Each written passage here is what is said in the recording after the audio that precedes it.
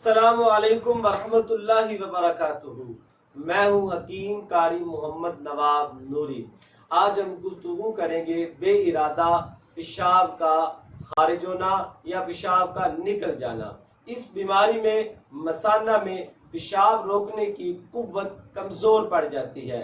اسباب: پیشاب کے بلا ارادہ خارج ہونے کے اسباب میں کمزوری مثانہ یا خراش مثانے کا ڈھیلا ہو جانا یا جنرل کمزوری یا فالج ہونا، بچوں کے پیٹ میں کیڑے وغیرہ بھی اس کے اسباب ہیں۔ ذیابیطس اور مزاج سرد ہونا یا سخت سردی کے موسم میں بھی تکلیف ہو سکتی ہے۔ علامات: پیشاب بلا ارادہ قطرہ قطرہ خارج ہوتا رہتا ہے۔ مریض جاگ رہا ہو یا سو رہا ہو، پیشاب جتنا گردوں سے آتا ہے اتنا ہی خارج ہوتا ہے۔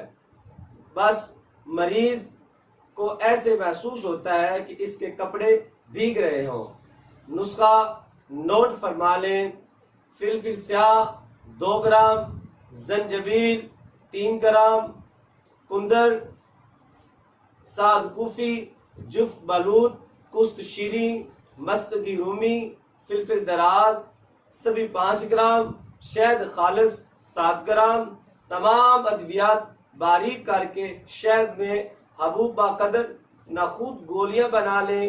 ترکیب استعمال: 2 گولیاں صبح و شام گائے کے دودھ کے ساتھ استعمال کریں۔